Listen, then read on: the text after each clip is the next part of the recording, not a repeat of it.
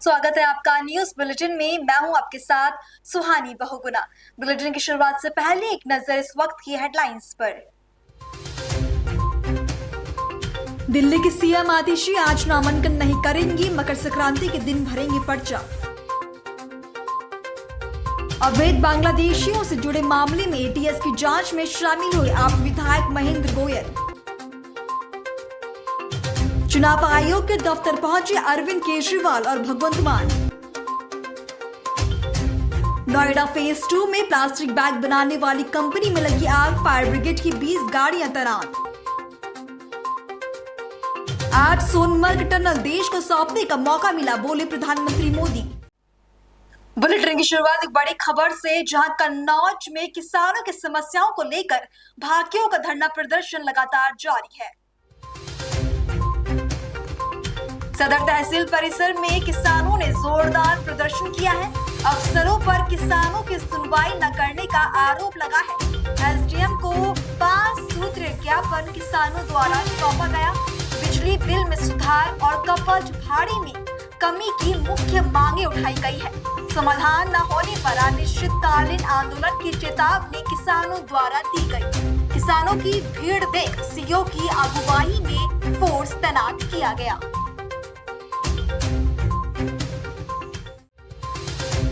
आज आप इस संबंध में जो है तहसील में प्रदर्शन कर रहे हैं। जो हमारे किसानों के कानून जो हमारे किसानों के विरोध में निकाली गई सरकार ने, उस प्रतिनिधियों को, उस कानून को प्रतिनिधियां हम जलाने के लिए तहसील में आए हैं और प्रतिनिधियों को जला दूंगा मैं, वो कानून नहीं मानूंगा हम लोग।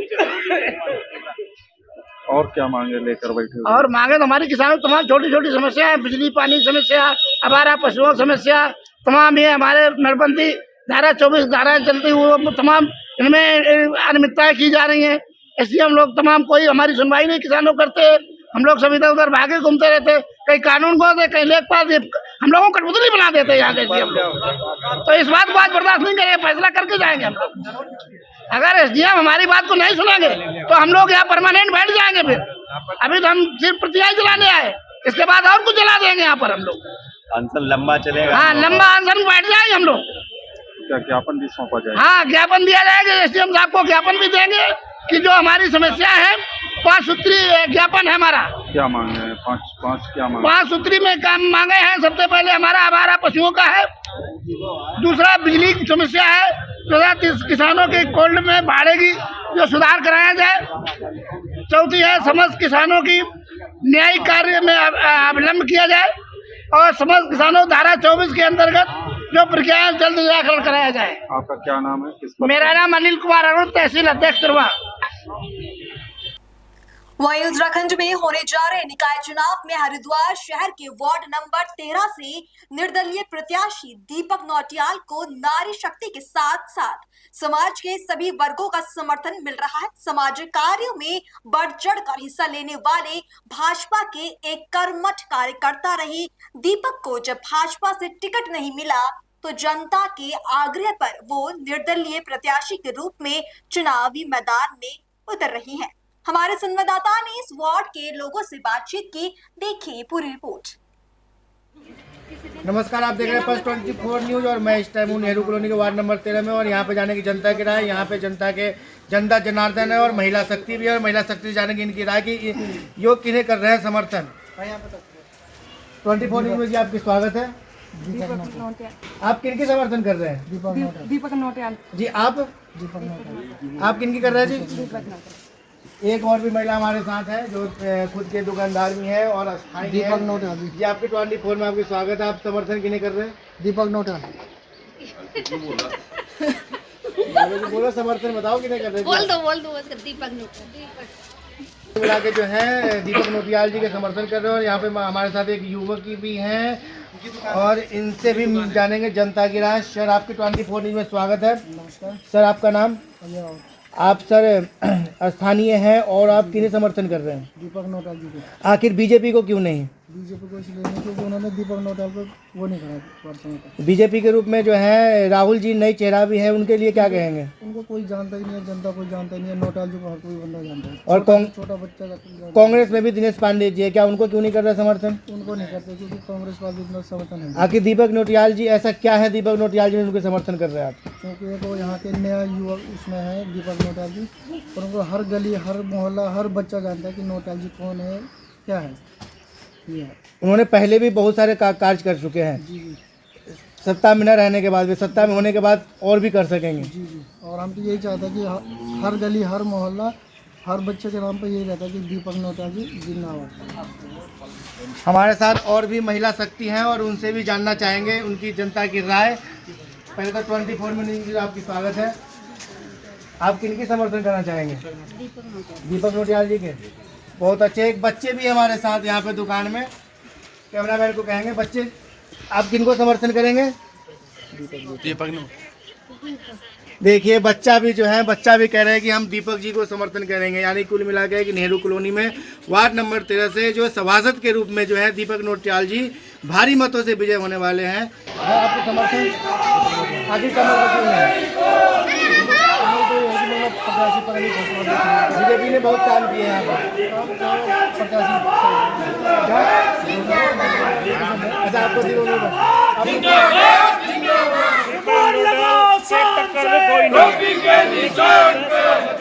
नोटियाल जनता का राहुल जी भी है, उनका क्यों नहीं? आप जो कांग्रेस से है, जो कांग्रेस से है, कांग्रेस को दे देगी। देखिए कुल मिला के जनता का समर्थन दीपक नोटियाल जी की तरफ है। और भी हमारे साथ जनता, इनसे भी जानेंगे। सर 24 में आपका स्वागत है। धन्यवाद। हमारा समर्थन पूर्णतः है दीपक नोटियाल जी के साथ है। दीपक नोटियाल जी पिछले 10 वर्षों से इस क्षेत्र के लिए कार्य कर रहे हैं, इसलिए हम सबका समर्थन। आप देख रहे होंगे किस तरह से भीड़, सबसे ज़्यादा जो प्रचार प्रसार में जो सबसे ज़्यादा भीड़ है वो नोटियाल जी के पक्ष में है। सर अब बीजेपी ने बहुत ही कार्य भी किए हैं। बीजेपी के जो है राहुल जी भी हैं सभासद, उनको क्यों नहीं? देखिए किसी बाहरी को लाकर हमारे ऊपर थोपना, ये भाजपा को दिखाना पड़ेगा हमें कि किसी बाहरी को हम बर्दाश्त नहीं करेंगे। इसलिए हम अपने बीच के आदमी को, दीपक नोटियाल जी जो हमारे कंधे से कंधा मिलाकर हमारे साथ इतने सालों से लगे हुए हैं, हम उनके समर्थन में हैं। ये हमें दिखाना पड़ेगा पार्टी को कि बाहरी को बर्दाश्त नहीं किया जाएगा। और भी जनता हमारे साथ है, इनसे भी जानेंगे। जिंदाबाद कॉलोनी से है। हमारा समर्थन जो है किशननगर कॉलोनी का पूर्ण समर्थन हमारा दीपक नोटियाल जी के पास है। आप जो है बीजेपी के समर्थन क्यों नहीं कर रहे? आखिर जो है निर्दलीय पे ही क्यों? देखिए दीपक नोटियाल जी जो है बीजेपी के ही आदमी थे, बहुत जमीनी धरातल पर जुड़े हुए आदमी थे। बीजेपी ने कहीं ना कहीं गलती किया है जो दीपक नोटियाल जी का टिकट नहीं किया।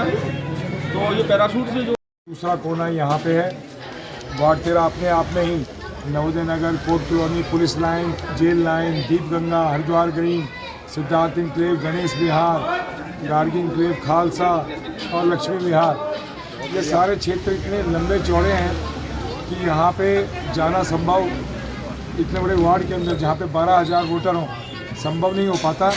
लेकिन मुझे फ़क्र है, मुझे खुशी होती है इस बात की कि वार्ड 13 के अंदर ये नेहरू कॉलोनी जो पहले थी, अब किशननगर इसका नाम है, इसकी जनता मुझसे बहुत प्यार करती है। प्यार इसलिए करती है क्योंकि इन 5-6 सालों के अंदर जब जब मेरे को भाइयों ने मेरे को खड़ा किया, हमारे बीच में बहुत सारे भाई लोग हैं, और जब भी उन्होंने मेरे को किसी काम के लिए याद किया, सुख में दुख में, तो मैं यहाँ पे हमेशा रहा भी हूँ।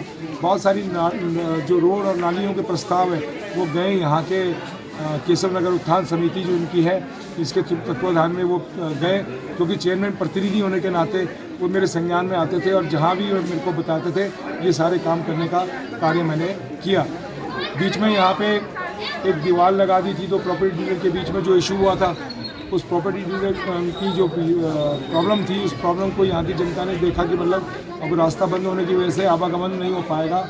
एसडीएम साहब से हम अजयवीर सिंह जी हैं, उनसे मिले, उनके द्वारा फिर नायब तहसीलदार में रहता हूँ और लगातार 4-5 साल से आता हूँ, और ये मेरे को जनता कहीं ना कहीं अपने से कनेक्ट करती है, और वही प्यार मेरे को जो है आज इस रूप में आपके सामने दिखाई दे रहा है। दीपक नोटियाल जिंदाबाद, दीपक नोटियाल जिंदाबाद, मतदाता सभासद का साहो, दीपक नोटियाल का साहो। महिला भी हैं और महिला से भी जानेंगे। कि वो खुल के किनकी समर्थन पे है। 24 मिनट में आपके स्वागत है, आपकी परिचय।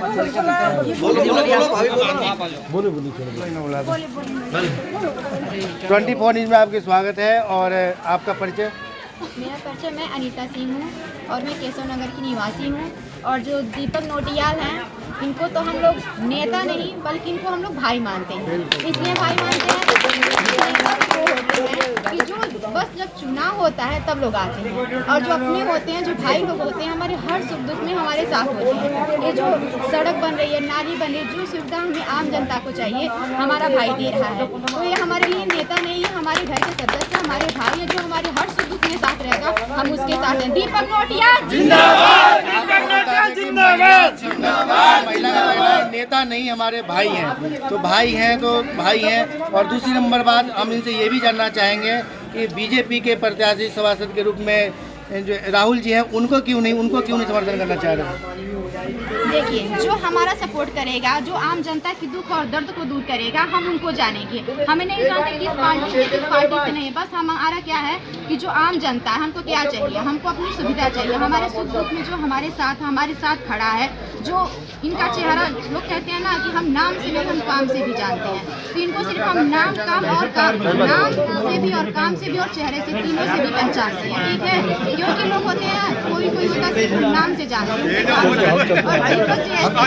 नाम और काम और चेहरे तीनों से हम जानते हैं। बीजेपी में तो बहुत भी काम किया है, फिर बीजेपी का क्यों नहीं? बीजेपी में काम किया, ऐसा ही कह रहे हैं। बीजेपी में बहुत काम किया। बीजेपी टिकट दे देती हमारे नोटियाल जी को, तो हम और एक मिनट रोक दिया क्या? भेजा है तो वो पता लग कौन, मुझे? अरे साहब, और भी जनता है और जनता से जानेंगे इनकी राय। सर, 24 न्यूज़ में आपका स्वागत है। आपका नाम? दिनेश सिंह पवार। आप जो है समर्थन किसे करना चाह रहे हैं आप? दीपक नोटियाल जी को। आखिर कमल को क्यों नहीं? अब क्यों को तो कोई जवाब नहीं है यहाँ पे मेरे पास। नहीं, कुछ तो होगा, नए चेहरा है। अच्छा, आप किसको चाहेंगे सभासद के रूप में? दीपक नोटियाल। अच्छा, दीपक नोटियाल जी। आप बच्चे हैं? दीपक नोटियाल। आप बच्चे? दीपक नोटियाल। तो आप लोग एक बार जयकारा कहिए, तो दीपक नोटियाल जिंदाबाद। देखिए, बच्चे के आक्रोश, बच्चे जो है इतने खुश हैं, कि नेहरू कॉलोनी में बच्चे को भी पता है कि दीपक नोटियाल जैसे ही सभासद चाहिए। और हमारे साथ बुजुर्ग भी जुड़ चुके हैं और आपका स्वागत है। सर, आप आपका नाम? मेरा नाम भगत सिंह। सर, आप जो है नेहरू कॉलोनी के निवासी हैं और आप जो है नए चेहरे भी आए हैं और बीजेपी के राहुल जी भी हैं सभासद के रूप में और निर्दलीय भी है। आप किनके समर्थन कर रहे हैं? देखिए, ऐसा है, जो नोटियाल जी हमारे हैं तो ये इनको बीजेपी के ही ये माने जाते थे, और इनका बहुत जो कार्य कौशल है तो बहुत देखने लायक है। और हम तो नोटियाल जी को समर्थन दे रहे हैं, क्योंकि जो सुख दुख में पूरी जनता के साथ रहते हैं, क्योंकि हम उनको ही जानते हैं, क्योंकि वो शुरू से हमारे साथ, जब से हमारी कॉलोनी बनी है तो तब से वो कार्य कर रहे हैं हमारी कॉलोनी में। तो देखो, जो सुख दुख में साथ देता है, पूरी जनता के साथ निस्वार्थ भाव से जो जुड़े हैं, तो हमारी इधर काफ़ी जो जनता है तो नोटियाल जी को ही समर्थन कर रही है। तो बहुत बहुत धन्यवाद कि उनके साथ जो टीम जुड़ी है, तो उनका भी मैं बहुत बहुत धन्यवाद करता हूँ कि हमेशा जो कार्य क्षेत्र में हमेशा रहता है, उस आदमी को समर्थन करना चाहिए और उस आदमी का मनोबल कभी नहीं टूटना चाहिए। जय बद्री विशाल, जय जय श्री राम। बहुत बहुत धन्यवाद। आपको बता दें कि यहाँ पे जो है नोटियाल जी का समर्थन है, और मैं बीजेपी द्वारा जो है कई कार्य को भी किया गया है, सही कार्य किया गया, लेकिन बीजेपी जब कार्य किया है, बीजेपी का नहीं चेहरा है, तो क्या बीजेपी के रूप में सभासद के रूप में आप दीपक जी राहुल जी को क्यों नहीं चयन कर रहे हैं आप? अब इसमें तो देखिए, ऐसा है कि हम नोटियाल जी को ही जानते हैं, जो कार्य करते हैं नोटियाल जी, तो क्योंकि एक कुशल कार्य वाला होना चाहिए। अब पार्टी तो है अच्छी, लेकिन कुशलता नहीं है जो कार्य करता है, तो उसका क्या फ़ायदा है। तो इसलिए हम नोटियाल जी की कार्य कुशलता को बहुत पसंद करते हैं, इसीलिए हम उनको समर्थन कर रहे हैं। चलिए, हमारे साथ और भी जनता है, और भी जनता से राय जानना चाहेंगे। सर, 24 में आपका स्वागत है। नोटियाल जी के पूरा समर्थन में है, और जो उनका योगदान है, कोविड में उनका काफ़ी समर्थन था लोगों का, घर घर में ट्रीटमेंट लगाना और हर जगह को किसी को मेडिकल सुविधा देना, घर में किसी को राशन जो बेरोजगार लोग उनको करना, काफ़ी उनका रोडों में और लाइटों में लाइट में, हर चीज़ में किसी डिलीवरी का केस है या किसी वजह से केस है तो उसमें वो काफ़ी योगदान हमेशा तत्पर 24 घंटे तक रहते हैं और कभी भी उनको फ़ोन कर दो वो तुरंत एट ए टाइम वहाँ पर पहुँचते हैं। तो सर जो है राहुल जी हैं बीजेपी का नई चेहरा, तो क्या राहुल जी का क्यों नहीं कर रहा समर्थन? देखो राहुल जी का अपना पहचान है, नोटाल जी अपनी पहचान है और जिसकी जो पहचान है, जो आदमी समय पर काम करेगा आगे जनता उससे आगे रहेगा। मैं अपने कैमरामैन को ये भी दिखाना चाहूँगा कि ये जो नगर पालिका है और यहाँ पे रोड भी होना चाहिए था, जो इससे पहले जो सभासद थे क्या रोड भी नहीं बनवा पाए, इतने सारे पानी भरा हुआ है यहाँ पे। अब जनता इसी बात पे नाराज़ भी है उनसे और जो नए चेहरा है उन पर भी कोई जानता ही नहीं है।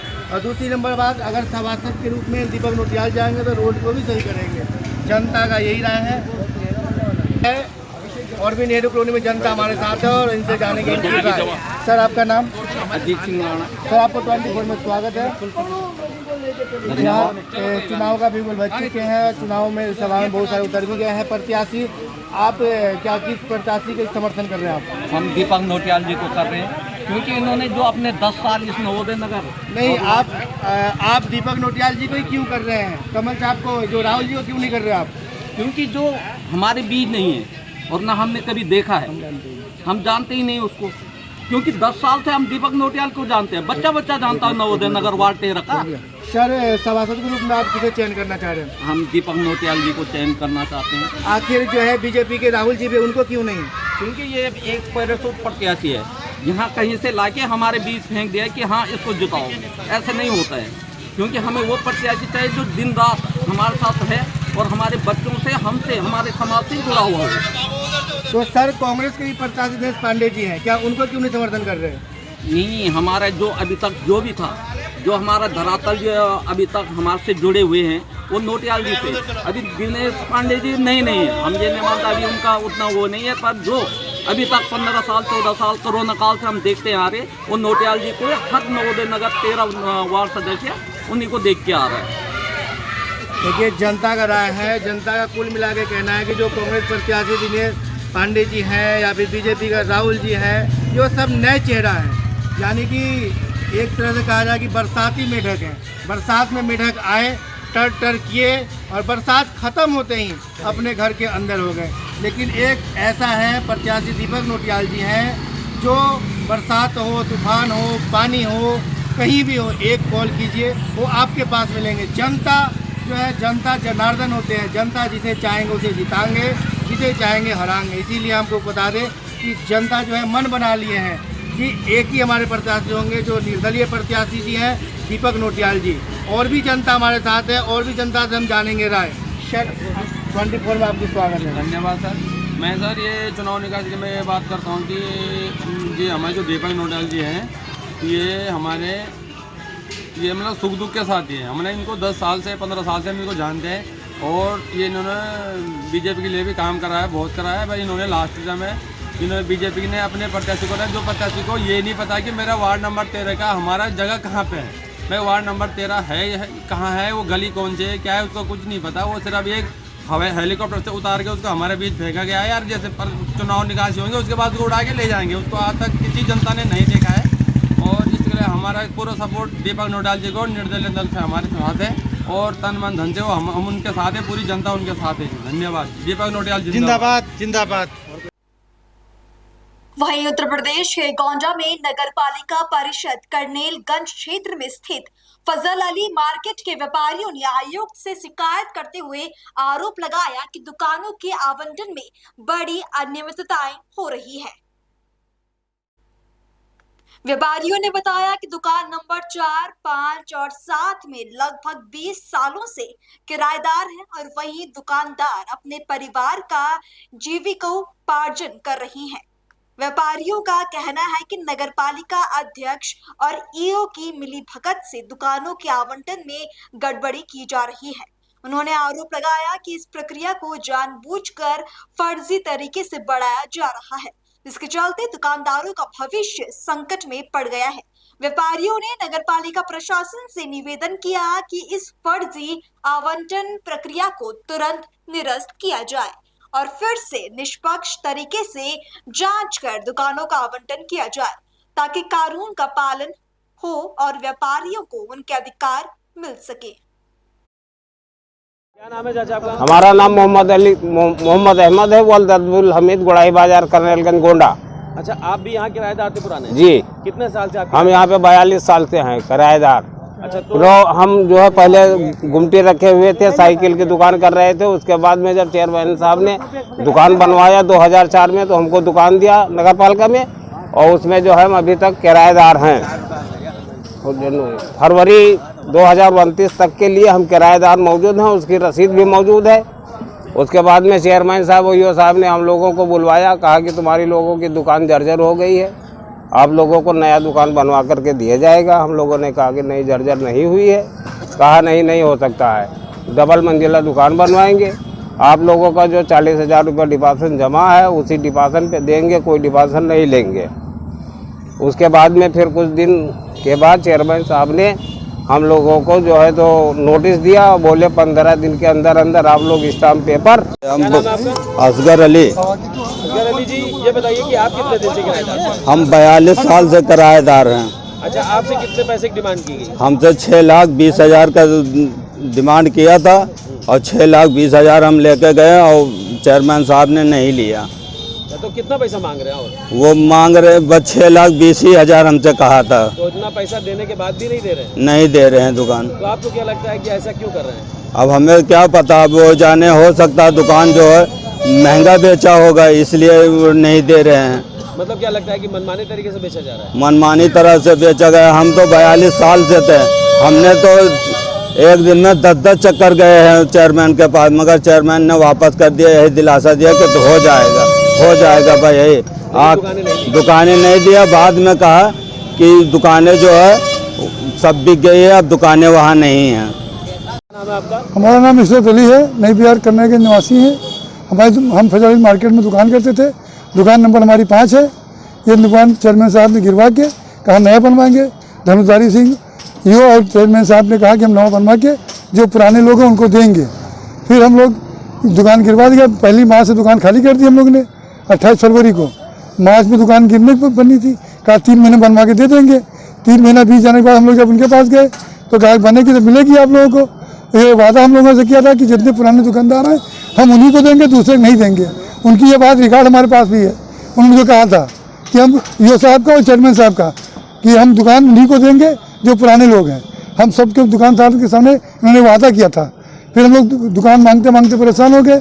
कहा फिर स्टाम्प लेके और नोटिस दिया हम लोग। नोटिस के आधार पे हम लोग स्टाम्प खरीद के वहाँ पहुँचे तो उन्होंने कहा कि अभी जो है दुकान नहीं मिलेगी, पहले आप लोग 6,20,000 रुपये इकट्ठा करिए। हम लोगों ने कहा जहाँ पैसा जाता है कम कीजिए। तो कहा कि नहीं, ज़्यादा नहीं है, 10,000 चाहे हमसे ले लो, मगर 6,20,000 से कम नहीं पड़ेगा।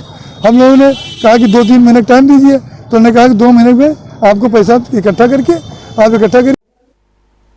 उत्तराखंड के निकाय चुनाव में हरिद्वार के वार्ड नंबर 9 सुभाष नगर से निर्दलीय प्रत्याशी राकेश सेठ ने कहा कि यदि मुझे जनमत प्राप्त हुआ तो बिजली, पानी, सड़कों की संपूर्ण व्यवस्था सुचारू रूप से की जाएगी और साथ ही जल भराव आदि की समस्याओं को भी समाधान किया जाएगा। उन्होंने अपने कार्यालय में पल्स 24 के हरिद्वार संवाददाता से बातचीत की। देखिए उन्होंने क्या कुछ कहा। नमस्कार, आप देख रहे हैं पल्स 24 न्यूज़ और मैं हूं इस टाइम सुभाष नगर के वार्ड नंबर 9 में और यहां पे वार्तालाप करेंगे राकेश सेठ जी से कि इनके जो है निर्दलीय प्रत्याशी और किस मुद्दों के लिए जो है खड़ा है। और जी सेठ जी, आप जो है यहाँ पे वार्ड नंबर 9 से सभासद हैं जी, और निर्दलीय रणभूमि में उतरे, आगे किस समस्याओं के लिए उतरे हैं? यहाँ की समस्याएं तो बहुत जटिल हैं। सबसे पहले समस्या है नाली की साफ़ सफाई की और सुरक्षा की दृष्टि से हमारे यहाँ एक 33,000 की वोल्टेज की लाइन गई हुई है, जिसमें काफ़ी दुर्घटनाएं हो चुकी हैं अब तक, और उसको पहले किसी ने भी हटाने का प्रयास नहीं किया। कहते हैं कि हटा देंगे, लेकिन नहीं हटाई उन्होंने। लेकिन मेरा पहला प्रयास रहेगा कि 33,000 वाली लाइन को हटाया जाए। और दूसरी समस्या है नालियों की साफ़ सफाई की, कूड़ा करकट की। यहाँ पे जो प्लाट खाली हैं और वहाँ पर जगह जगह कूड़ा पड़ा रहता है और गंदगी फैल रहती है। मेरा उद्देश्य है कि उन प्लाटों को कूड़ा साफ़ करवा कर उसमें बच्चों के खेलने के लिए पार्क बनाया जाए, ताकि वहाँ बच्चे खेल सकें और बड़े बुजुर्ग वहाँ पे बैठ सकें। और मेन समस्या है हमारी सुभाष सेक्टर 3 से सुभाष नगर के लिए जो रोड आ रही है, लिंक रोड है, वो बहुत ही ऐसी क्षतिग्रस्त हो रही थी। वहाँ चलते चलते आदमी सोचता है कि यार इससे अच्छा तो हम नीचे ही चल लेंगे सड़क से। तो उस पर पहला ध्यान देना है ताकि उसको बनवाया जाए, रिपेयर करवाया जाए। अब तक वो किसी ने नहीं करा। कितनी योजनाएं चली हैं। और यहाँ पे ये जो बाज़ार है, इस बाज़ार में शाम के टाइम इतनी भीड़ हो जाती है कि आदमी सट के चलता है। गाड़ियाँ इधर भी रेड़ा खड़ा हो गया, उधर भी रेड़ा खड़ा हो गया। मेन समस्या ये है। राकेश सेठ जी से मैं ये भी जानना चाहूँगा कि जो पिछले 5 साल से अध्यक्ष पद पे राजीव शर्मा जी नियुक्त थे, क्या उन्होंने कोई जनता के लिए सेवा की है या नहीं? राजीव शर्मा जी ने जनता के लिए सेवा तो की हैं। उन्होंने पार्कों को बहुत सौंदर्यकरण किया, जहाँ पर काफ़ी दिखाई भी दे रहा है कि उन्होंने ये काम किया है। और हमारे यहाँ उनके पास बात पहुँची है नहीं पहुँची, पहले सभासद ने वहाँ बात पहुँचाई है नहीं पहुँचाई, इस बारे में नहीं कह सकता कुछ भी। अगर पहुँचाई होती तो यहाँ पे कुछ काम हुआ होता। इसके बारे में मैं ही नहीं बोलता, हमारे पूरे सुभाष नगर के सभी सदस्य जानते हैं, वार्ड मेंबर जानते हैं, सदस्य जानते हैं कि यहाँ पे क्या क्या काम हुआ है। और यहाँ की गलियाँ और नालियाँ की व्यवस्था बताएगी कि क्या काम हुए हैं। यहाँ पे और भी जनता है और जनता से भी कुछ बात करना चाहेंगे। सर, आपका नाम? राजकुमार। सर, सभासद के रूप में आप किसे चुनना चाहेंगे? सर, हमारा तो कहना यही है और हमेशा कहना यही रहा कि यहाँ हो या हमारे यहाँ हो, नेता ऐसा होना चाहिए जो कि जनता को देखे। और वर्तमान में हम बता रहे हैं आपको कि हमारे चाचा MP हैं और मैं वृंदावन का हूँ, राजकुमार नाम है। प्लस यहाँ रहता जरूर हूँ मैं, लेकिन हमारा कहना यही है नेता कोई भी हो, वो नेता ऐसा होना चाहिए जो कि जनता की खबर को सुने। ऐसा नहीं कि नेताजी बैठे घर पे मगर जो है गए, अगर यहाँ से कोई बेचारा गरीब कहने लगे भाई कहाँ हैं, तो क्या कहने लगे वो नेताजी गए हैं मीटिंग में। ऐसा नहीं होना चाहिए, ये गलत है और नियम और धर्म के भी गलत है। हमारा तो कहना यही रहता हमेशा है। आपको बता दें कि रणभूमि में उतरने से पहले नारी शक्ति का एक बहुत बड़ा अभियान होता है और नारी शक्ति भी हमारे साथ है। चलिए हम मिलते हैं नारी शक्ति से। जी मैडम, आपका नाम? माला। जी, आपका नाम? पुष्पा देवी। जनता के लिए आप क्या संदेश देना चाह रहे हैं और क्या समर्थन है आपको सभासद के रूप में कैसा चाहिए? हमें ऐसा चाहिए कि भाई साफ़ सफाई होनी चाहिए। नालियों, एक तो नाली साफ़ नहीं होती है और साफ़ होती है तो हफ्तों तक कूड़ा पड़ा रहता है, कूड़ा नहीं उठेगा। अच्छा, वो आते जाते गाड़ियों से सब नाली में ही लौट के चला जाता है, ये समस्या ज़्यादा है। और ये क्या कहते हैं, जो जगह पड़ी है लोगों की, प्लॉट खरीद के डाल दिए, उसमें कबाड़ खाना इतना है, कितना भी मनो। आज दिन 5-6 दिन बाद मैं हमेशा आग लगाती रहती हूँ। आप देखो पीछे वाले प्लॉट में हमेशा। अब 10 दिन से मेरी तबीयत ठीक नहीं थी तो मैंने नहीं कूड़ा जलाया। मुझे साफ़ सफाई करनी पड़ती है दूसरे के प्लॉट की। और अब आपको दिखाते हैं गुजरात का एक वीडियो जो सोशल मीडिया पर तेजी से वायरल हो रहा है। गुजरात का एक वीडियो सोशल मीडिया पर तेजी से वायरल हो रहा है। इस वीडियो में कुछ लोग किसी सरकारी दफ्तर के अंदर तख्तियां लटकाकर नारे लगा रही हैं। इस वीडियो में एक अधिकारी कुर्सी पर हाथ जोड़े हुए बैठा हुआ दिखाई दे रहा है। लोग गुजराती भाषा में उस पर आरोप लगा रही हैं। इसी के साथ लोग अपने साथ नोटों की गड्डियां भी लाई हैं। लोग अधिकारी पर इन नोटों को फेंक रही हैं। इस वीडियो में साफ देखा जा सकता है कि किस तरह लोग गुस्से में अधिकारी पर भड़ास निकाल रही हैं। कलम की चोट नाम के एक यूजर ने अपने एक्स अकाउंट पर इस वीडियो को शेयर किया है।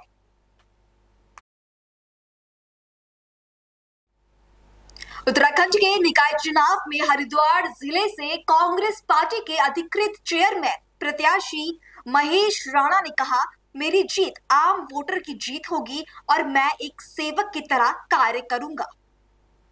ये बात उन्होंने पल्स 24 के संवाददाता से बातचीत के दौरान कही। उन्होंने और क्या क्या कहा, इस रिपोर्ट में देखिए। नमस्कार, प्लस 24 में आपका स्वागत है और मेरा नाम विजय कुमार इस टाइम नवोदय नगर में उपस्थित है। और आपको बता दें कि शिवालिया के अध्यक्ष पद के दावेदार जी हैं राणा जी, और राणा जी सुनेंगे जनता की समस्या। जी आप जो है जनता के बीच में भी गए हैं और जनता की समस्या होता है। देखिए, आज का जो कार्यक्रम था मैं सबसे पहले तो उसमें बिजनौरी महासभा का, उनके अध्यक्ष का और सभी बिजनौरी भाइयों का बहुत ही हृदय की गहराइयों से धन्यवाद करता हूं, जिन सब ने हमारी ईमानदारी, हमारे व्यवहार, हमारे कार्यकलापों को देखकर हमें समर्थन दिया है।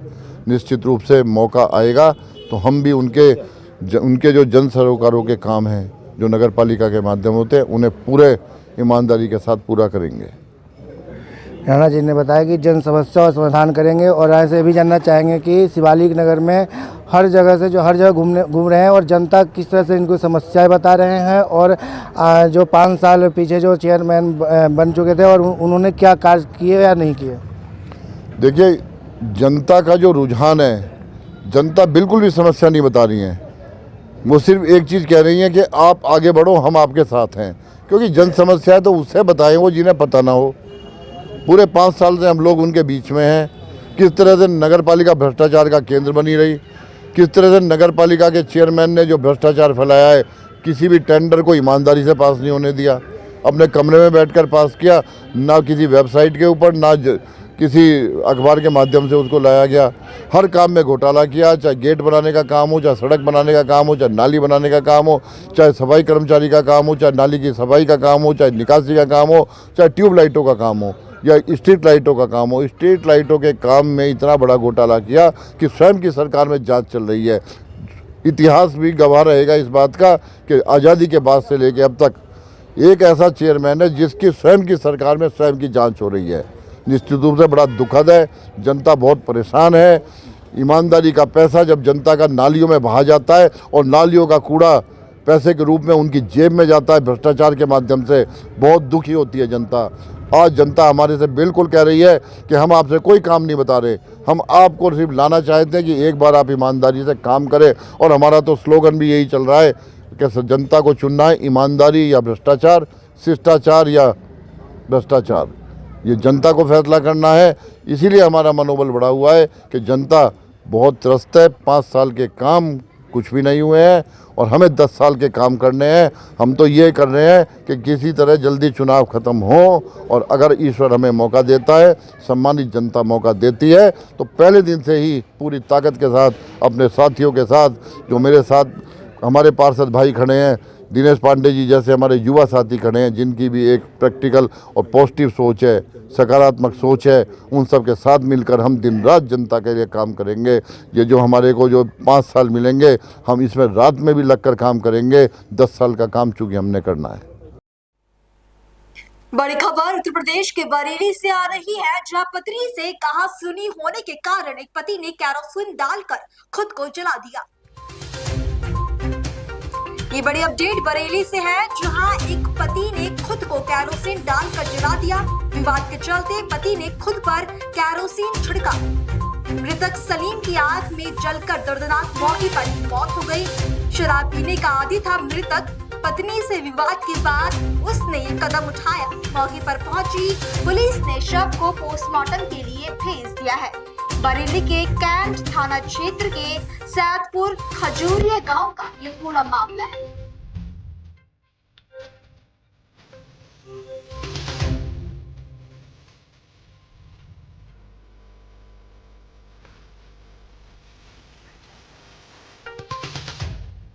अगली खबर उत्तराखंड से है, जहां भोटिया जनजाति के लोगों ने चुनाव में आरक्षण की मांग की है।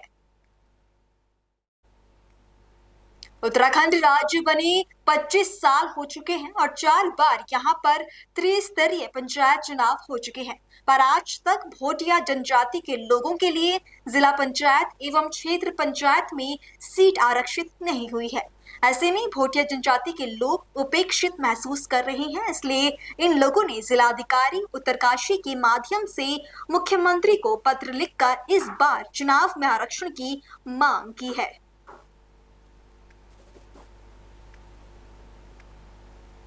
उत्तर प्रदेश के सहारनपुर से मास सुसाइड का मामला सामने आ रहा है, जहां एक ही परिवार के 5 लोगों ने जहर खाकर सुसाइड करने की कोशिश की। गागल हेड़ी देवबंद मार्ग पर पति पत्नी समेत 3 बच्चे बेसुध हालत में हाईवे किनारे के पास पड़े हुए मिले। फिरोजपुर के रहने वाले विकास और उसकी पत्नी रजनीश के अलावा उसके 3 बच्चों ने जहर खाया। पूरे परिवार को जिला अस्पताल में भर्ती कराया गया है, जहां विकास की हालत गंभीर है। पत्नी द्वारा बताया गया कि अधिक कर्ज होने के कारण उन्होंने ये कदम उठाया था। इस पूरे मामले की पुलिस बारीकी से जांच कर रही है। किस जगह ये थोड़ा क्या बोलते इसको टोल से 27.5 किलोमीटर आगे चलो जी। तो सर मैं भी रुक गया, मगर भाई एक्सीडेंट हो गया तो उन्होंने कहा भाई इन्होंने जहर खा रखा, तो पुलिस को फोन करो। वहाँ से कोई नहीं लग रही ना पुलिस पर ना एम्बुलेंस पर। फिर जी तो फिर मैंने कहा भाई मेरी गाड़ी इसमें लेके चलो। कितने लोग हैं ये 4 है जी। वो 5 लोग हैं, मियाँ बीवी हैं जी। मियाँ बीवी और बच्चे कितने बच्चे हैं? 3 बच्चे जी। स्थिति क्या थी इनकी, मतलब किस तरह से लग रहा था आपको? बस ये औरत का तो सर ऐसा लग रहा था कि बिल्कुल वो है खत्म जी, ना बोल थे ना कुछ। तो फिर इसके मुंह में पानी डाल के मैंने थोड़ा वो भी किया। ठीक है, तो क्या कुछ खाया है क्या इन लोगों ने? जी सर इन्होंने पता नहीं दवाई खा रखी है, कोई भी जहर खा रखा है। तो बातचीत के तो गाँव कुछ नाम बताया, कुछ पता लगा? क्या बोले इसको नंदी ये नंदी के रहने वाले, इनका आधार कार्ड से देखा। फिर वहाँ के प्रधान को फोन करा नंदी के जी, मगर ऐसे बात है तो पुलिस को सूचना दे दी? जी सर पुलिस को सूचना दे दी। ठीक। इधर में क्या मामला क्या है, कैसी स्थिति है? थाना गागलडी के अंतर्गत 112 पर किसी राहगीर की द्वारा सूचना दी गई थी। एक परिवार है जिसमें कि पति पत्नी और 3 उनके छोटे बच्चे हैं। इन्होंने सड़क किनारे अपनी मोटरसाइकिल रोककर जहर खा लिया और वहाँ पे गिरे हुए।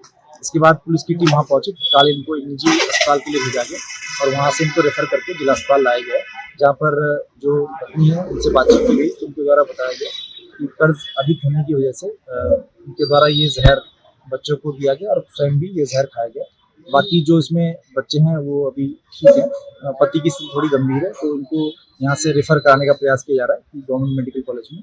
और बाकी जो इसमें जांच की जा रही है, बाकी पत्नी से बातचीत अभी जो की गई है उसके आधार पर ये उनके प्राथमिक बयान है। तो कहाँ के रहने वाले हैं परिवार? ये रहने वाले नंदीपुर फिरोजपुर के रहने वाले और ये मोटरसाइकिल से जा रहे थे। अगली खबर का रुख करेंगे। नगर पालिका खटीमा क्षेत्र से बीजेपी के अध्यक्ष पद प्रत्याशी रमेश जोशी ने आज वार्ड नंबर 13 सहित विभिन्न नगर क्षेत्र के वार्डों में घर घर जाकर प्रचार किया। इस दौरान मीडिया से बातचीत करते हुए रमेश जोशी ने क्या कहा, आपको सुनवाते हैं। सबसे पहले खटीमा की इस महान जनता को प्रणाम करता हूँ कि वो इतना भारी जन समर्थन आप लोग स्वयं भी देख रहे होंगे उमड़ के आ रहा है। सुबह से लेकर शाम तक हम लोग पैदल घर घर जाकर के संपर्क कर रहे हैं और इससे ऐसा लगता है कि जैसे जनता ने मन बना लिया है, वो एक तरफा भारतीय जनता पार्टी के पक्ष में मतदान करने के लिए तैयार है, क्योंकि हमने एक विकास का रोड मैप तैयार किया है। खटीमा के जलभराव की स्थिति, खटीमा के सड़कों की स्थिति, खटीमा की नालियों की स्थिति, रोड और महिलाओं के सशक्तिकरण के लिए भी हमने काफी कुछ सोचा है। माननीय मुख्यमंत्री जी द्वारा हमको निर्देशित किया गया था पहले से ही कि हम इन सारे बिंदुओं पे काम करेंगे, जिससे कि समाज में और जो खटीमा में जो हमारे यहाँ कुछ कमियां हैं, विगत कुछ समय से जो कमियां आई हैं खटीमा के, उसको दूर करने का सारा प्रयत्न हम लोग कर रहे हैं, भारतीय जनता पार्टी के कार्यकर्ता कर रहे हैं। उसी कड़ी में मुझे माननीय मुख्यमंत्री जी द्वारा जो आशीर्वाद दिया गया है, मैं समझता हूँ कि आज इस खटीमा का बच्चा बच्चा इस समय भारतीय जनता पार्टी के पक्ष में खड़ा हुआ है और 23 तारीख को भारी मतदान के रूप में आपको दिखाई देगा कि भारतीय जनता पार्टी एक तरफा इस इलेक्शन को जीतेगी और विकास की गंगा जो बहेगी वो देखने लायक। लोहड़ी के शुभ अवसर पर हरियाणा सीएम के OSD Bharat Bhushan Bharti Shri Jainand Gurukul public school में पहुंचे। इस दौरान उन्होंने स्कूल की 100 साल पुरानी ऐतिहासिक इमारत का निरीक्षण किया और कई महत्वपूर्ण घोषणाएं की।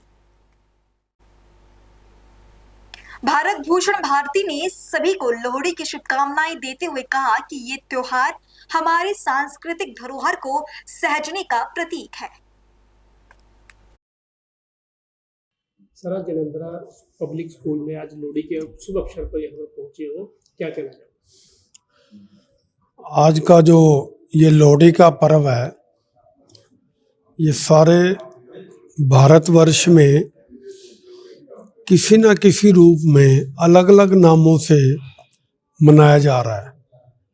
उत्तर भारत में विशेष तौर पर पंजाब, हिमाचल, हरियाणा, दिल्ली, कुछ पार्ट ये उत्तर प्रदेश के, राजस्थान में इसको लोहड़ी के रूप में मनाया जाता है। दक्षिण के अंदर पोंगल के रूप में मनाया जाता है। उत्तर और पश्चिम के अंदर इसको जो है अलग नामों से मनाया जाता है, परंतु इसका जो इस पर्व का मुख्य जो है कारण है, लक्ष्य है, वो ये है कि एक प्रकार से शरद ऋतु जो है समाप्ति की ओर होती है और ग्रीष्म ऋतु का यहाँ से शुरुआत होता है। 40 दिन का जो चिल्ला कहा जाता है हमारे वैदिक संस्कृति के रूप में, वो 40 दिन का चिल्ला पूरा हो जाता है और सर्दी से जो है सभी प्राणियों को राहत मिलनी शुरू हो जाती है। अभी आपने 2-4 दिन से देखा है कि पहाड़ों पर जो है वर्षा हुई है, बर्फ गिरी है और नीचे मैदानों में भी बरसात हुई है। तो ये फसल चक्र के साथ भी इसको जोड़ा गया। जितनी ज़्यादा सर्दी पौष के महीने में पड़ेगी, गेहूं या दूसरी जितनी फसलें हैं उनके अंदर उतना ही उत्पादन बढ़ेगा। तो ये एक वैज्ञानिक आधार है इसको मनाने का, और हमारे शास्त्रों के अंदर, धर्म ग्रंथों के अंदर इसका पूर्ण जो है एक प्रकार से विवरण दिया हुआ है। ये जैनेंद्र जी के नाम से जो गुरुकुल है ये तकरीबन 100 साल पुराना है, और जिस बिल्डिंग में हम बैठे हुए हैं ये बिल्डिंग भी करीब 100 साल पुरानी है। ऐतिहासिक जो है ना ये भवन है, और मैं तो ये कहूँगा कि ये हेरिटेज बिल्डिंग है जिसने 100 साल का इतिहास अपने अंदर जो है समाया हुआ है। बहुत से दौर इस भवन ने देखे हैं।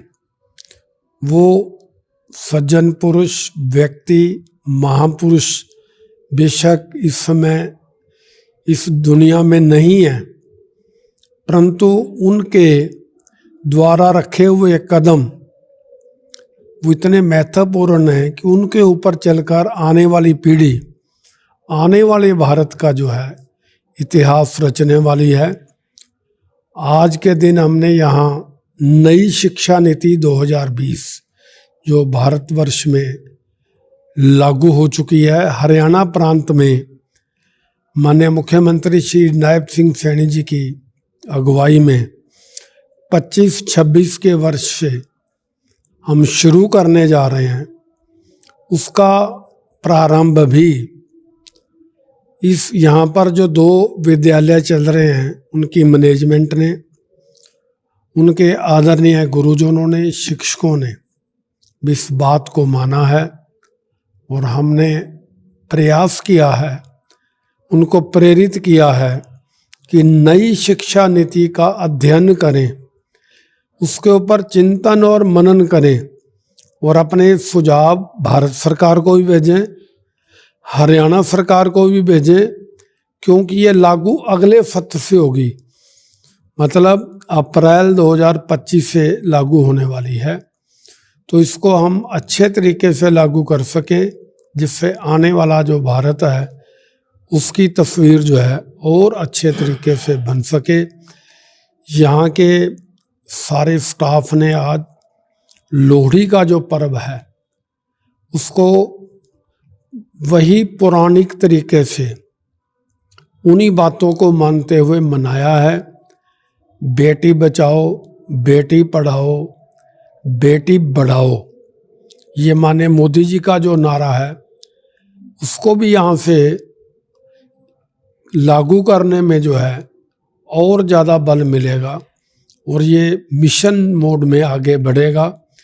शिक्षा जगत में जो मूल चूल परिवर्तन वैदिक संस्कृति को साथ लेकर जीवन मूल्यों पर आधारित जो शिक्षा नीति है उसको आगे बढ़ाने का जो आगाज यहाँ से हमने प्रयास शुरू किया है, मुझे आशा है कि यहाँ की स्कूल मैनेजमेंट, सभी कर्मचारीगण उसको पूरे तरह से समझते हुए उसको आगे बढ़ाएंगे। और ये जो शिक्षण संस्थान है ये आने वाले दिनों में और भी तरक्की करेगा और हरियाणा सरकार इनको हर प्रकार से सहायता करेगी कि ये शिक्षण संस्थान इस क्षेत्र का एक जो है बहुत बड़ा उज्जवल भविष्य बच्चों का बनाने वाला शिक्षण संस्थान बने। इसके लिए हम आज यहाँ पर आए थे और यहाँ के मैनेजमेंट का मैं विशेष तौर पर आभारी हूँ कि उन्होंने मुझे यहाँ बुलाकर मुझे अपनी बात कहने का मौका दिया। गंगोत्री विधानसभा के पूर्व विधायक विजयपाल सजवार ने आज नगरपालिका परिषद बाड़ाहाट के निकाय चुनाव के तहत वार्ड संख्या 1 गंगौरी क्षेत्र में प्रचार अभियान की अगुवाई की। उन्होंने भाजपा प्रत्याशी किशोर भट्ट के समर्थन में जनता से संवाद किया और उनके पक्ष में अधिक से अधिक मतदान करने की अपील की। हम सच्ची कभी ना कभी हमारे इन्हें उन्हें नहीं हुआ बोला। हाँ जी, अब ऐसे भाजपा और देंगे वोट। तो अब आगामी में ना जरूर जाना है। हाँ हाँ, पक्की बात है। हम बोलों में उन्हें कभी जाने नहीं। ठीक है, धन्यवाद। और वहीं बड़ी खबर हरियाणा के जिंद से, जहां पुलिस के नाक में दम करने वाले 19 साल के चोर को पुलिस ने आखिर गिरफ्तार कर लिया है। 19 साल के चोर ने पुलिस की नींद को हराम किया हुआ था। चोरी के लिए लोहे की रोड और लकड़ी की बल्ली का प्रयोग करता था चोर पर चोरी के 4 मुकदमे दर्ज हैं। चोर स्मैक के नशे के लिए चोरी किया करता था। एक बैंक के स्ट्रॉन्ग रूम को तोड़ने का भी चोर ने प्रयास किया है। डीएसपी संजय कुमार ने चोर की घटना का खुलासा कॉन्फ्रेंस के माध्यम से किया। FIR नंबर है 12/10/25 की। ये हमारी FIR है सिटी थाना जी में। और दूसरी FIR हुई उचाना के अंदर 385 नंबर 8/12/24 को। दोनों ही मामले चोरी के थे। इस चोर को हमने काबू कर लिया और इसको कल जो है रोहतक रोड से अरेस्ट किया। ये जो चोर है इसका नाम है आशीष। ये वैसे रहने वाला है झज्जर का। और फिलहाल जो इसका एड्रेस है आशीष का वो है आशीष वार्ड नंबर 7 बलाडा पंजाब। वहां इसकी मम्मी रहती है जिनके पास अभी फिलहाल रह रहा है।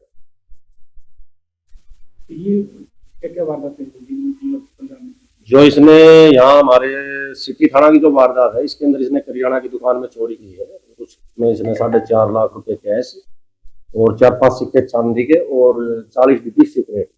कंप्लेनेंट ने जो हमारे पास कंप्लेंट दी उसने कंप्लेनेंट का आरोप किया था कि मेरी दुकान में ये चोरी हुई।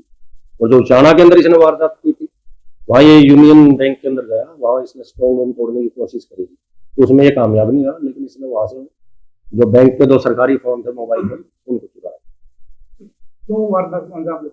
ये इसकी एज करीब 19-20 साल के आसपास है। यंग लड़का है और ये नशे का आदमी अपनी लत को पूरा करने के लिए चोरी का रास्ता इख्तियार इसने कर। आपने बताया जब इसका मूल निवास पंजाब में रह रहा है, इसमें से चोरी की घटना को लेकर सिरावत तक इसकी चोरी है। और इसने हमारे सामने कबूल करा दी कि इसने बताया कि भी 2 चोरी की वारदात जिसमें इसकी पंजाब के अंदर भी है। उसमें FIR 193/24 और दूसरी FIR है FIR नंबर 5/10/1/25 की। तो पंजाब बलाडा के अंदर उस एक के अंदर इसने 1,01,700 रुपए, दूसरे के अंदर इसने 45,000। तो पंजाब में और 4 मामले। और इसका अभी रिमांड जो आज पुलिस इसका रिमांड देगी कोर्ट से, उसके बाद इससे जो रिकवरी संभव हो सारी रिकवरी हो सकती है। ये नशा जो है ना, ये जो सुक्के नशे है जैसे स्नैक है, अफीम है, इस प्रकार का नशा है, शराब भी है और सुक्के नशे अपने नशे की लत को पूरा करने के लिए इसने चोरी का रास्ता। पारिवारिक एजुकेशन तो ज्यादा तो पढ़ा लिखा नहीं है, शायद अनपढ़ है। ये जो लोहे की रोड है या बल्ली है उससे करके अपने ऊपर उठाता है और उसी से इसका लॉक होता है। अकेला ही देता है? अकेला, अभी तक कोई नहीं। पूरा एक्सपर्ट है लोग तोड़ने में, क्या तरह से? पहले इसने हमारे को बताया कि पहले इसने काफी टाइम तक अपना मैकेनिक का काम किया है। तो आरोपी को कैसे पकड़ा सकते या कैसे? नहीं, हमारे को सूचना मिली थी इसकी रोहतक रोड पर और इसको कल हमने शाम वहीं से अरेस्ट किया, हमारे एसआई नरेंद्र इसको अरेस्ट किया। युवा सर हरियाणा में इस तरह की वारदात अंजाम देते हैं, नशे के ऊपर भी हरियाणा सरकार ने जो है ये जो चलाया हुआ है बड़ा अच्छा अभियान, उसके अंदर पुलिस का बड़ा बढ़ सहयोग कर दिया और पुलिस प्रशासन की तरफ से मतलब नशे के ऊपर कंट्रोल करने के लिए पूरी और प्रयास किए जा रहे हैं। ग्राम प्रहरी जो ऐप चलाई हुई है उसमें सरकार की कोशिश है भी नशे को पूर्ण बंद किया जाए। जहाँ ये चोरी की वारदात हुई वहाँ की दुकानदारों को ऐसा लगा कि वारदात पुलिस की गश्त बढ़ाई जाए, उसके बारे में पुलिस की गश्तें बढ़ा रखी है। हमने सीलिंग प्लान भी अभी जिले में तैयार किया है और डे नाइट के नाके भी चल रहे हैं, नाइट की चेकिंग भी है और दिन की भी हमारे राइडर भी गश्त करे, पीसीआर भी गश्त कर रही है। और अभी फिलहाल हमारे जो 46 नाके जो जिन जिले के अंदर चले हुए हैं।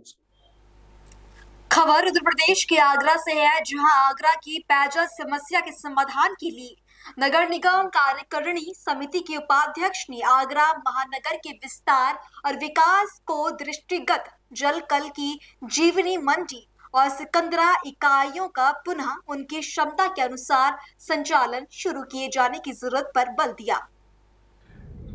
मैं Anil Sharma, secretary civil society of Agra. जिस तरीके से आगरा का विकास हो रहा है उसमें पानी की बहुत ज़रूरत है और पानी का जो एक ही सोर्स है आगरा के लिए, जो मेजर सोर्स है वो यमुना रिवर है और आगरा एक हेरिटेज सिटी है। इसमें यमुना का बहना बहुत ज़रूरी है, साफ़ पानी का। हमने श्री रवि बिहारी माथुर जी से चर्चा की और हमने उनसे रिक्वेस्ट की कि इस संदर्भ में ये बात वो नगर निगम में उठाएं और हमें आशा है कि वो इसको उठाएंगे और आगरा में यमुना का जो पानी है जो गोकुल बराज में रोका गया है वो प्रभावित होगा और आगरा का सांस्कृतिक और कल्चरल जो इम्पैक्ट है यमुना का वो पूरा होगा। धन्यवाद। बोलिए। आगरा शहर निरंतर जल समस्या से जूझ रहा है। आगरे में पानी का स्तर लगातार गिरता चला जा रहा है। जो स्रोत हैं वो बिल्कुल पूरे आगरे के लिए नहीं है। आगरा में जो पानी आता है वो आधे से भी कम आगरा के लिए उपलब्ध हो पाता है। आगरा शहर में तो निरंतर रोज़ाना पानी के ऊपर झगड़े होते हैं, पानी के ऊपर फसाद होती है और पानी नहीं आता है। जब कभी आता भी है तो बीच बीच में रोक दिया जाता है कि पानी वहाँ से आने में असमर्थ है क्योंकि वहाँ सफाई चल रही है। परंतु इन सब कारणों से आगरा जो है पिछड़ता चला जा रहा है पानी के क्षेत्र में। ना तो यहाँ बेजा बिराज की घोषणाएं हुई और कई बार डैम बनाने की घोषणा हुई परंतु वो कभी भी लागू नहीं हो पाई। आज इससे ऐसी स्थिति में आगरे की जल की बहुत आवश्यकता है। जो पानी मथुरा से आ रहा है वो बीच में रोक दिया जाता है, वहाँ से वो पानी आगरा के लिए पूर्ण पानी नहीं आ पाता और निजी स्वार्थ की वजह से वहाँ पर मथुरा में उस पानी को रोक लिया जाता है।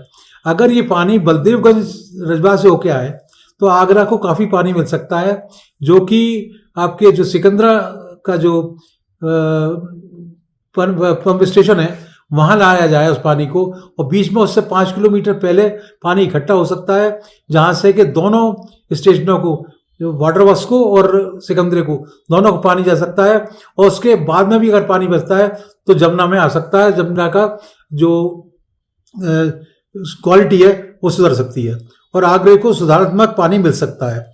इस दिशा में हम प्रस्ताव सदन में भी लाएंगे क्योंकि आगरे में जो भी पानी आ रहा है वहाँ पर पानी पर्याप्त नहीं है और जो आगरे के स्रोत हैं वो नीचे उतरते चले जा रहे हैं, नीचे खारा पानी है और आगे आने वाले समय में आगरा को एक गंभीर पानी की समस्या से जूझना पड़ेगा।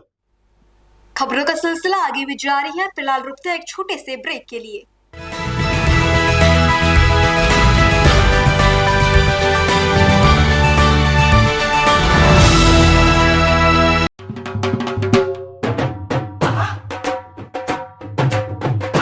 रोजगार डेवलपर्स की ओर से आप सभी को लोहड़ी की हार्दिक शुभकामनाएं। रोजगार डेवलपर्स, a unit of रोजगार डेवलपर्स एंड प्राइवेट लिमिटेड। घर वहीं जहां हो आपका भरोसा। पिछले 15 सालों से आपके सपनों का घर, हमारी प्रतिबद्धता। रोजगार डेवलपर्स का पता है गणेशपुर, शिमला बाईपास रोड, देहरादून। रोजगार डेवलपर्स से संपर्क करने के लिए अभी डायल करें 9897054026 पर या 8433207910 पर। रोजगार डेवलपर्स की ओर से आप सभी को मकर संक्रांति की हार्दिक शुभकामनाएं। रोजगार डेवलपर्स, a unit of रोजगार डेवलपर्स एंड प्राइवेट लिमिटेड। घर वहीं जहां हो आपका भरोसा। पिछले 15 सालों से आपके सपनों का घर, हमारी प्रतिबद्धता। रोजगार डेवलपर्स का पता है गणेशपुर, शिमला बाईपास रोड, देहरादून। रोजगार डेवलपर्स से संपर्क करने के लिए अभी डायल करें 9897054026 पर या 8433207910 पर। रोजगार डेवलपर्स, a unit of रोजगार डेवलपर्स एंड प्राइवेट लिमिटेड। घर वहीं जहां हो आपका भरोसा। पिछले 15 सालों से आपके सपनों का घर, हमारी प्रतिबद्धता। रोजगार डेवलपर्स का पता है शिमला बाईपास रोड, गणेशपुर, देहरादून। रोजगार डेवलपर्स से संपर्क करने के लिए अभी डायल कीजिए 9897054026 पर या 8433207910 पर।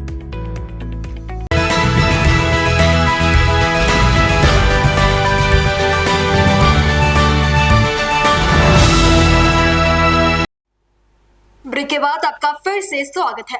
पौड़ी बस हादसे से जुड़ी बड़ी खबर सामने आ रही है, जहां मुख्यमंत्री धामी ने का ऐलान किया है। मुख्यमंत्री पुष्कर सिंह धामी ने पौड़ी बस हादसे में मृतकों के परिजनों को 4 लाख रुपए देने का ऐलान किया है। इसके साथ ही गंभीर घायलों को 1 लाख रुपए की आर्थिक सहायता दिए जाने के निर्देश दिए हैं। बता दें कि रविवार शाम पौड़ी में सत्याखाल रोड पर जीएमओ की बस अनियंत्रित होकर 80 मीटर गहरी खाई में गिर गई। इस हादसे में 6 लोगों की मौत हो गई, जबकि 22 लोग घायल हैं।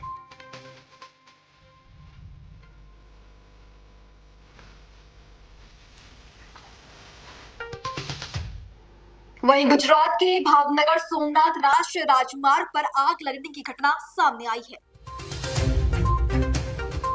राजूला के भैराई चौक पर डंपर में अचानक आग लग गई। डंपर में आग लगने से आसपास के इलाकों में अफरा तफरी मच गई है।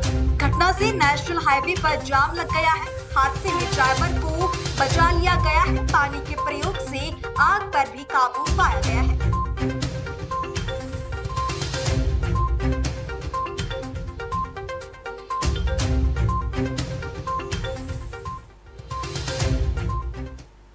फिलहाल बुलेटिन में इतना ही। देश और दुनिया की खबरों से जुड़े रहने के लिए बने रहें पल्स 24 न्यूज के साथ। नमस्कार।